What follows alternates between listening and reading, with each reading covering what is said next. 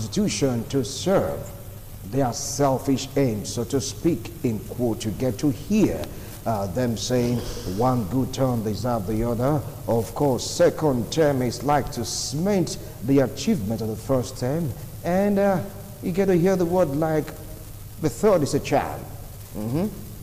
Why some go beyond third term, fourth, fifth, and so on and so forth. We've heard about cases of African leaders being in power for more than 3 decades, some for more than 2, whilst we're trying to fine-tune the constitution to give them that ability to go for more than 2 terms, as recognized in most democracy globally. And that is the case of Edgar Lungu of Zambia. Right now, somewhere along the line, the Constitutional Court, talking about the Supreme Court of Zambia, they give him the go-ahead to bid for a 3rd term. And that is making serious noise, so to speak. The good noise and, of course, the bad noise in Africa as a continent. Even international bodies are observing. Some are like so shocked, while others are saying there may be some logic or be some reason behind this. Let's see how they can really fine-tune democracy to suit what is happening in Zambia. The big question now is the Zambian case a peculiar case? Don't forget also one-time president of Nigeria, Olusegun Obasanjo, tried it. The thing backfired. It didn't work. And Nkurunziza also did it, but he was resisted. But Nkurunziza still very stubborn. African leaders, more than 2 term bid. With me here in the studio to discuss this, I have an educationist, I have also a political analyst, public affairs commentator. Please join me. Welcome, God sent. Welcome to the show. My pleasure again. I appreciate your comment. It's my pleasure. All Good right. afternoon. Second time on Africa Discourse, right? Yeah. Okay, so Edgar is here.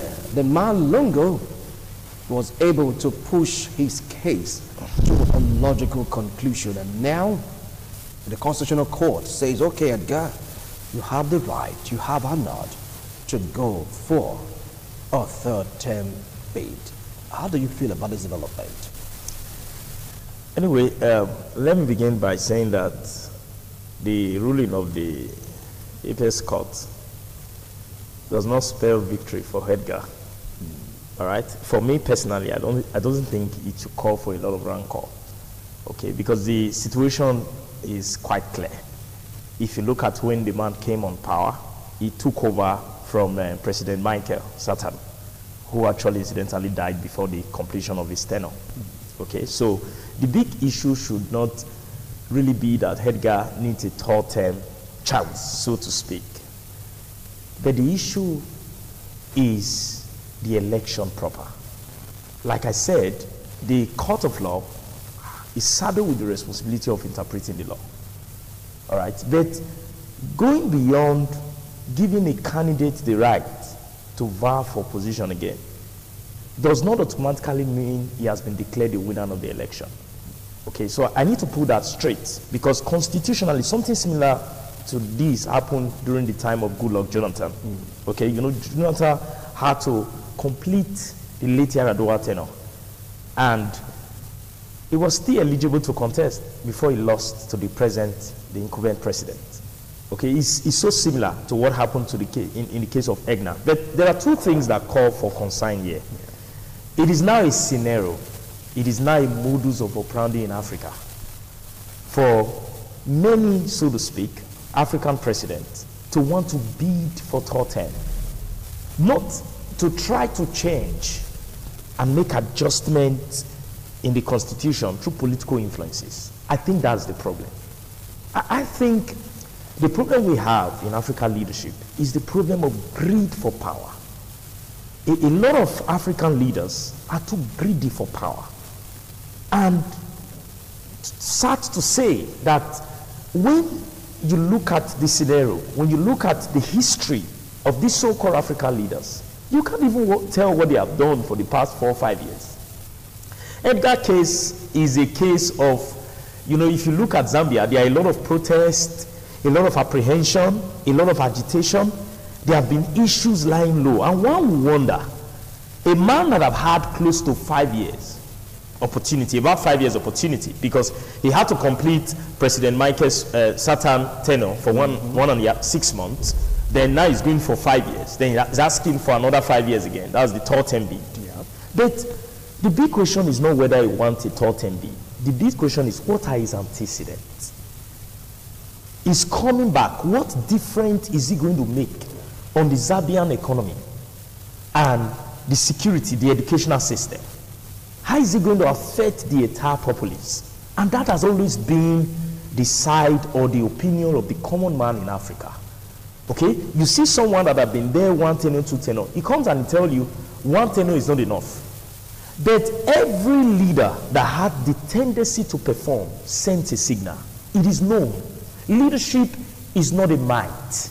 It's just that in Africa we try to mystify leadership and make it seem like it's something that is beclouded. Leadership is not beclouded. Now what I mean is this. A leader that is performing is obvious to know. A leader that has something to give, something to deliver on his electioneering promises is obvious to know. And if you go down memory lane and look at the problem with Edgar, you will notice that he had a lot of issues over time.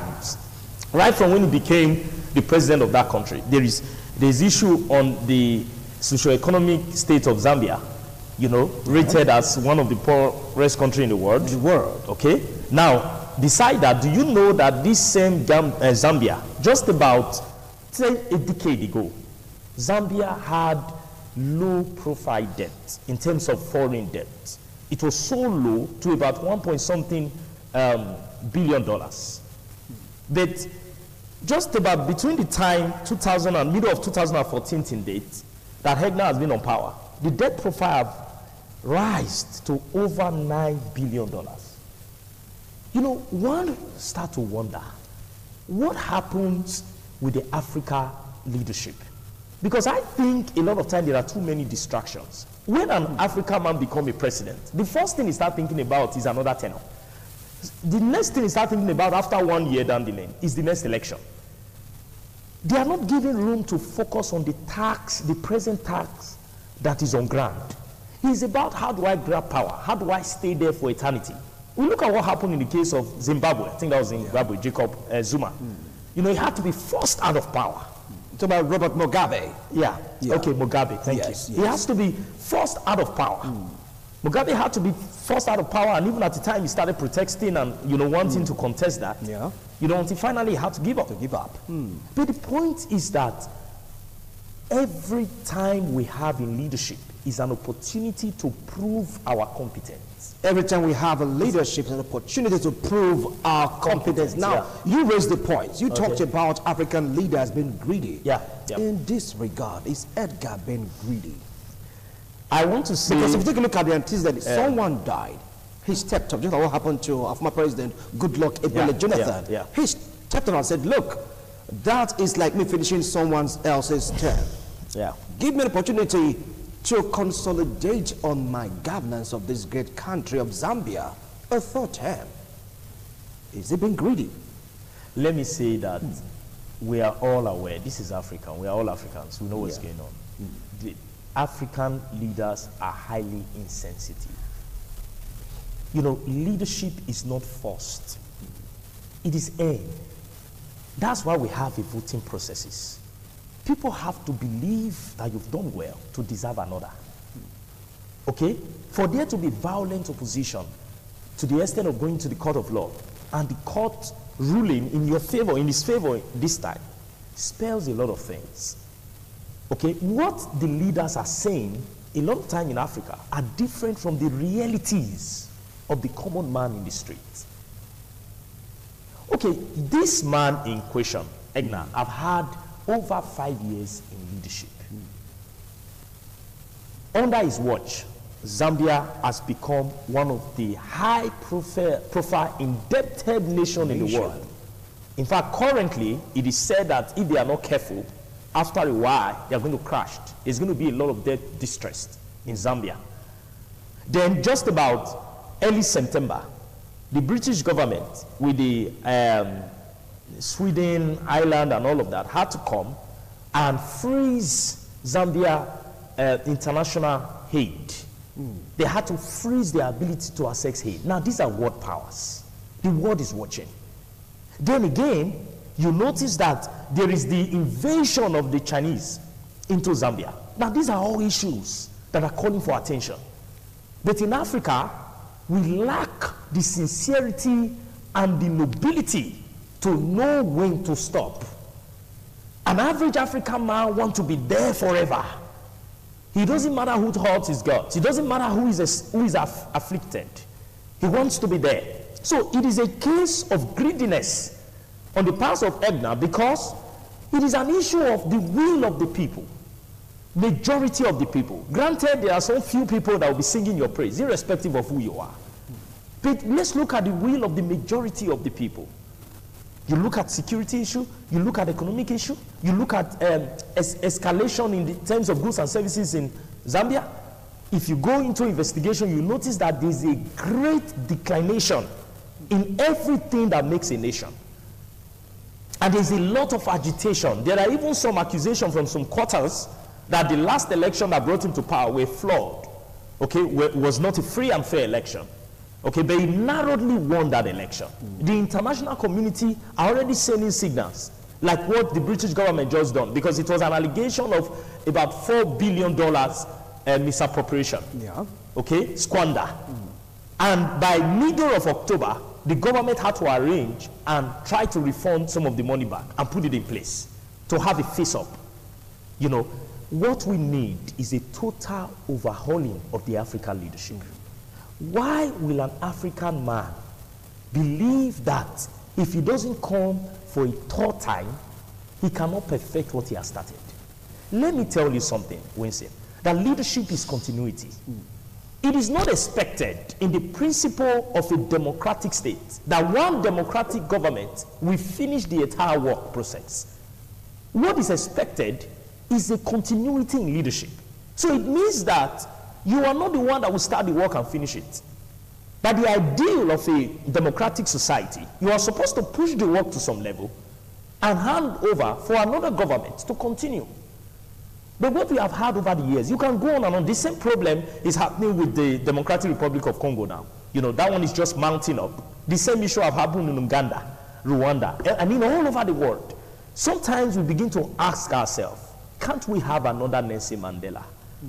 For me, from my own take, no African leaders across the globe has paid as much price as the late Nelson Mandela of blessed memory paid for South Africa. But yet, when he was asked to be president, a lifetime president, on a platter of gold, this was what the nation wanted. But Nelson Mandela, being the man that he is, a man of quality and value, declined and said, no, they are better people. Then again, look at what happened just about a few months ago. How Jacob Zuma had to step down, okay, because of accusation. And even his own party started asking him to step down. You can see a culture that has been so much influenced by the Western culture. Our problem is the way we think. The African leaders have what we call the slavery mentality. A slave believes that he has to hoard things because he thinks that he may not have the opportunity to hold it again. So even when everything are freely at his disposal at home, he's thinking of how to steal from his own property. It's a slavery mentality, and that is exactly the culture that African leadership has imbibed over the years. All right. African leadership, slavery mentality, just to consume, gather, and more consumption, and of course what they call in quote right now, seatitism. All right. Now, if you take a look at the case of Edgar, this man was given a nod by the constitutional court, the apex court in that country. Are you going to heap the blame totally on Edgar or in the constitution of Zambia? I said some few things about that earlier. You see, I'm not going to blame the court, okay? Because I'm not a lawyer though, but if you look at the case in question, it's similar to what Jonathan had, okay? And if you look at the case, you know why the opposition party says you've served your 2 full tenure is enough. But Edgar had a case and said, according to the constitution of Zambia, before a certain tenure is said to have been completed, the sitting president should have at least seated for 3 years. But he only sat for 1 year and 6 months to complete the late Michael Satan tenure. You know, so that's the point of argument. Now, the duty of the court is to interpret. Now, we are aware that there are a lot of accusations from different quarters, that there is even the intimidation of the judiciary. I was coming to that. I was coming to that. The Muslim judiciary. Yes, but I don't want to see it from that angle. All right, that is, I'm not trying to say that there is no tendency or there may be no element of truth to those allegations. But my point is that the ruling party, which is the Patriotic Front, has a point really. They have a point. He took over from a late president. He didn't complete the tenure. Now, if that citation is correct, that a city president have only completed the tenure according to the Zambia constitution, haven't stayed there for at least 3 years. He stayed for 1 year and 6 months. So it means that he had another chance to come in. Okay? So that's the reason why I said the ruling of the Apex Court is not the victory at the pool. What I want to look at is the African leadership problem and the fact that we must begin to advocate for credible elections among African countries. And we have to be looking at the issue of competence and expertise here. If somebody is delivering, you know, look at what happened in the case of Putin. You know, Putin has been there for quite a good number of years. All right? But the larger population of Russian will tell you that this guy is performing. There are results to show for it. But in Africa, the result we claim we have are results on papers. What happens to the practical day-to-day life of the commoner is different from the economic indices we see on TV, on the television, and on media. But over the years, Edgar has been viewed as an authoritarian leader, especially with the saga of the extra power, in quotes, that he was asking for from the legislature, the House of Senate. You know, at the time he was asking for more power to have authority under Section 30 to be able to enforce the threat to emergency. Yeah. Not emergency, public emergency, but the threat to emergency. Now that again made people realize that he's only interested in accumulating more power to himself. They look at the case of the Chinese. I was talking about the Chinese. Yeah. Now these are all issues that I expect Edgar, somebody of his caliber, because at the time he was the Minister of Justice. Yeah. So I expect somebody that understood the law to be able to interpret the opinion of the people. Currently there's a lot of crisis between the ordinary Zambian citizen and the Chinese people, because there's a lot of invasion into their economy. Is it invasion or investment? Now you just hold on. Look at this. After this break, you're going to throw more light on it, because right now Zambia seems to be opening up right now to the Chinese, and of course the UK and of course Switzerland, they choose to freeze an account.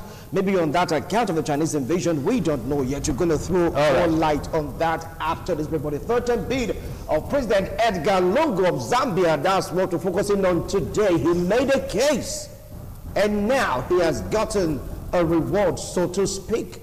Is this going to be what is obtainable in Zambian constitution? After all, a third term bid has been granted. Is it going to be enough? First term, second term, and third term. After this break, my analyst will throw more light on that. Do stay tuned.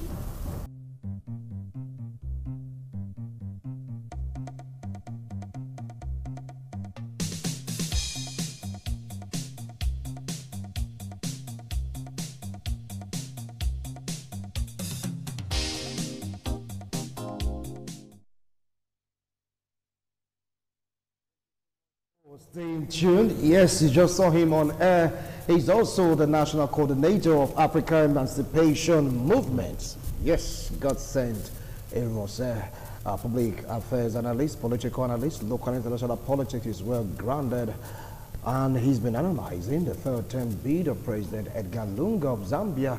That is what we're focusing on today. But in course of the discourse, he dabbled, or I say, he chose to venture into what he called the invasion of the Chinese. But they are saying they are there to invest. It's not an invasion, it's an investment to help the economy of Zambia. Do you see the hands of the Chinese in all of this? Let me say that every bilateral relation has rules and guidelines. Every investors coming into a country to invest, there are policies that guide such investment. Okay, what we've seen over the years is the fact that the Chinese are gradually seizing the Zambia economy. Now, the proofs are there. Just recently, the Minister of Justice under Edgar had to cry out to the new ambassador to Zambia and say this is becoming too much. So the government have accepted that something is happening. But like I always say, in Africa, we lack the political will. And I'll tell you the reason for that. The reason for that is that for every foreign aid that you get, you lose a certain degree of freedom. This is one menace that the African leadership have not been able to see. We think in Africa that the begging bowl is a pathway to wealth, but it's not. We think we can't run our economy without foreign aid. It is now a psychological state in an average African leader. If you take the quest for foreign aid from any African country currently, it will be as if all hell are broken loose. But the most painful part of all of this is, do we really see the effect of these aids? Now, what has happened between the Zambia government and the Chinese government is that within a short period of time, they have given so much loan or aid, assistance to the Zambia government. Within a short period of time, the Chinese government have invested over $5 billion, into the Zambia economy. And what happens? For every foreign aid that you get, you lose a certain degree of freedom. So the begging bowl is not a pathway to wealth.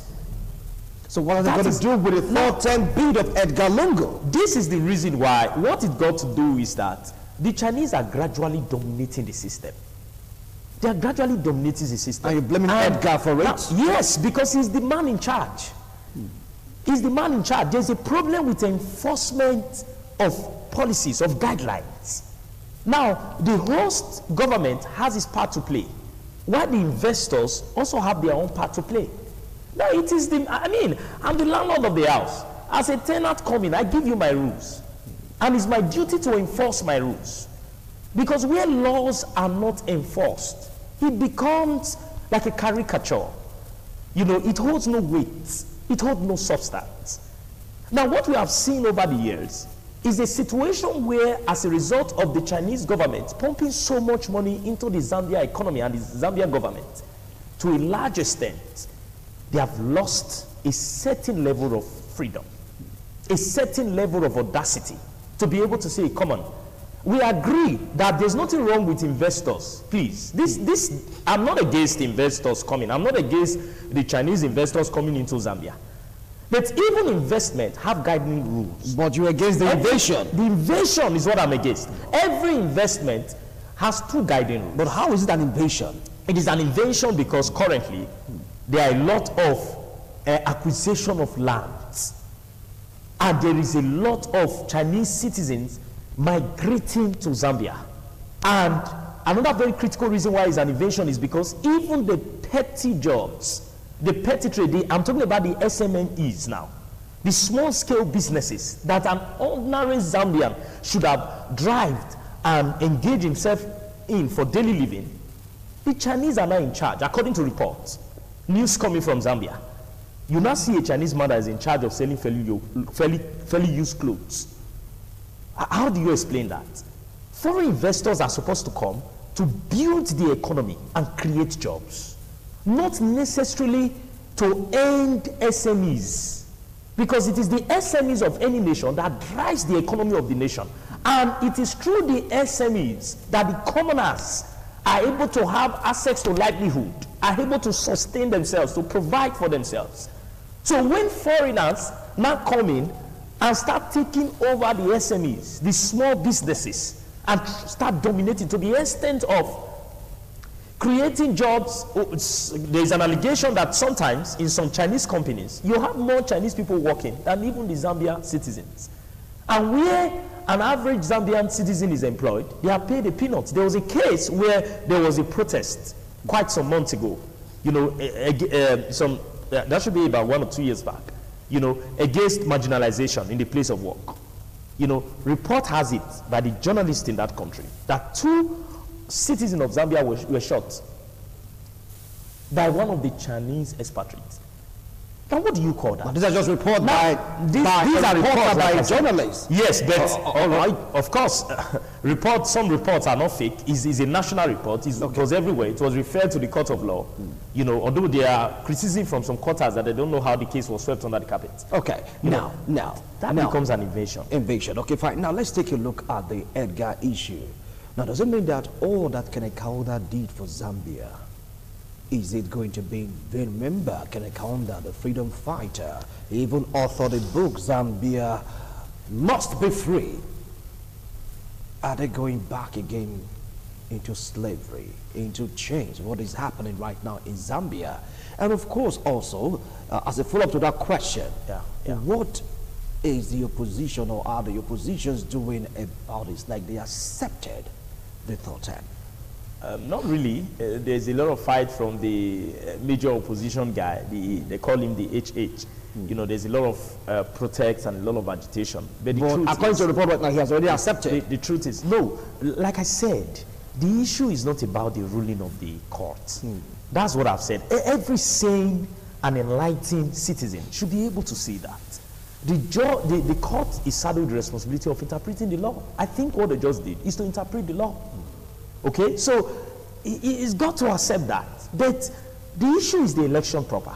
The court did not say Edgar won the election. They only said he now has a right to contest based on their own interpretation, which I would not like to dabble into.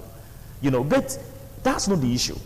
The issue is how have Zambia failed under the leadership of this guy. That's the reason why I say there's a lot of insensitivity. See, let me say this. Beyond Zambia, looking at the entire African continent, we are kind of betraying the trust of our freedom fighters. It's not only, the situation is not only peculiar to Zambia, it's peculiar to a lot of African nations. The reason for independence is not what we see playing out in our 21st century. What we see today is a people that were given independence, but caged, denied freedom. There's a difference between independence and freedom. We have the independence, but we don't have the freedom. That's the case of Zambia.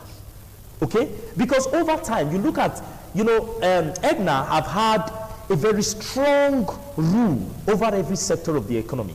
Security is in charge. The security is under his beck and call. The same thing with the judiciary. That's the reason why there are allegations from some quarters that the judiciary was intimidated. Okay, which is yet to be verified anyway. Then, beside that, the legislature. There's a lot of accusation on it. That's the reason why I said a sensible government will do what Jacob Mugabe, right, did. Okay, Robert Mugabe of South Africa did some few months ago. I think that was January, February this year. Okay, Jacob Zuma of South Africa after being muzzled by the African ACN. Even his own party lambasted him.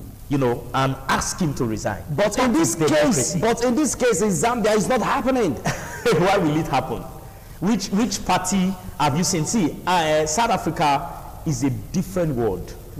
It's like there are some things I admire so much about the South Africans. They tend to have bought into the ideology of the Western world, possibly because of what they have gone through, and possibly because of the influence of the dominance of the Western world over the nation for a longer time. All right. Okay? The way they operate is quite different from the way we operate. An average African leader feeds on criticism. even when it is credible criticism. It doesn't matter what you have to say. What plays out is what he wants. What plays out is what he wants. I want to say that Zambia is not just going back into slavery. The Zambia economy is at the verge of collapse. You know, it's not just going back to slavery, it's at the verge of collapse. And that is where the international world are beginning to intervene and try to bring all kind of advice. But Edgar is paying deaf ears like many African leaders. All right. Now, you just hold on. Come back to you. Now, it's all about the third-term bid of President Edgar Lungu of Zambia. That's what we're focusing on today. Don't forget also the case of South African President, Zuma, Jacob Zuma. The ANC, they voted, and of course he lost leadership of the House, and eventually the presidency, he stepped aside. But Mugabe also of Zimbabwe, we had that issue, having been there for more than 3 decades. People rose up saying, look, sir, honorably resign. Enough is enough. Don't give the leadership of Zimbabwe to become a family thing. And that was what led to the trouble for Zimbabwe. Talking about Robert Mugabe, though he's a little bit ill, yes, recovering, of course. Now, in the case of Edgar Lungu, pointed like saying that this is giving rise to the third-term bid in the Constitution, that anyone can say, look, since Edgar was given an opportunity to vie for the third term, they too deserve the right to vie for a third term. I don't think that would be a kind of paradigm shift or a change in the Constitution of Zimbabwe. I don't think so. You know, to us, Edgar is vying for a third term. Yeah. But to the PF and to Edgar is the second term. That was the context in the court of law. And the court of law had the right to give the final verdict. They said he has a right to. All right, but like I said, the third term bid has become a strong move across the African nations. And like I said, that is as a result of greed, of being power drunk. Okay? Our people sees power as the end of everything. Okay? They don't see power as something you earn.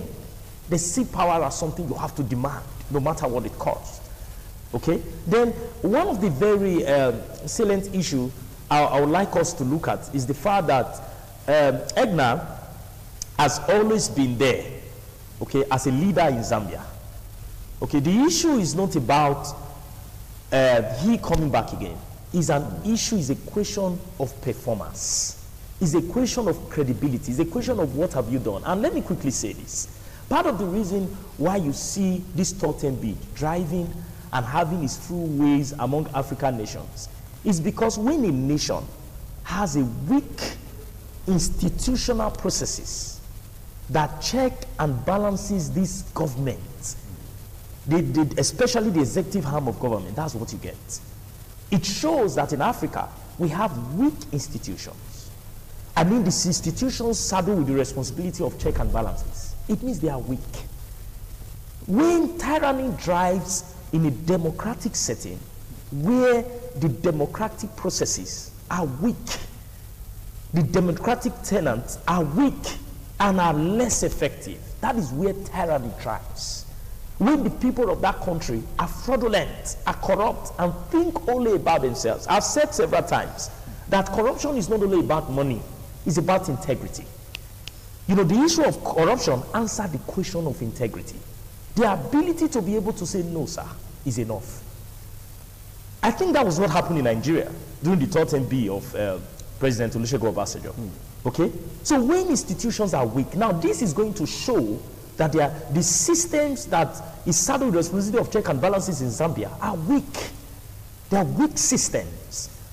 That is the reason why we can have a government or a president that on every aspect has been rated as a president that is not performing. Now, what do you say about the president that came in and moved the country into more poverty, into high debt profile, okay, inflation rate, high cost of goods and services, security issues, fighting and agitation?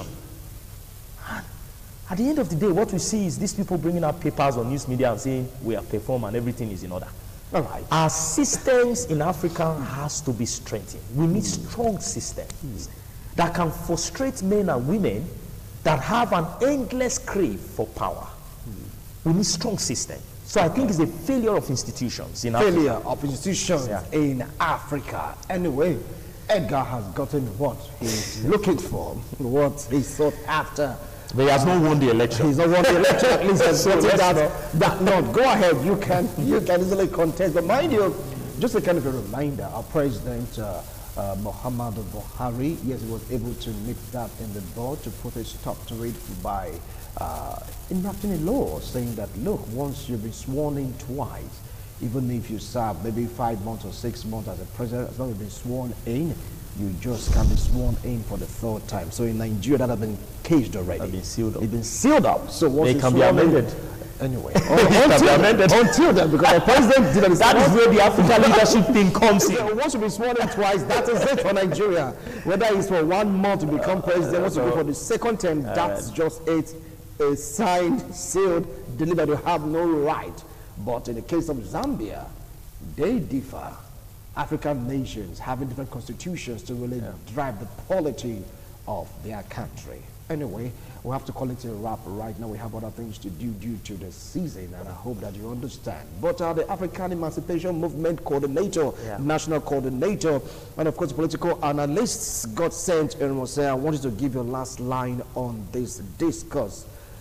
What do you think will happen? Or what lessons should African countries learn from what is happening in Zambia, if there are any lessons to be learned? First of all, I want to say to the citizenry of the entire Africa continent, we must not let the poverty that our leaders have put us into enter our head. I want to say that clearly, because what leads to vote buying and manipulations of election is when poverty enters people's head. We must realize that we have the greatest power. The people are the power. And to the Zambian citizens, you still have the power. You have not lost because the Supreme Court ruled in favor of Edgar. You have your right to vote, the right to elect your leaders. And let me say on the final note, to these leaders, things are changing.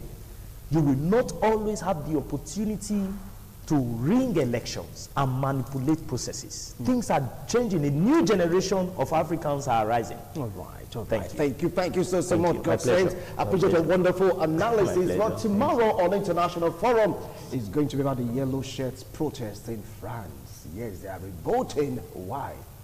A hike in fuel pump price and other issues. Anyway.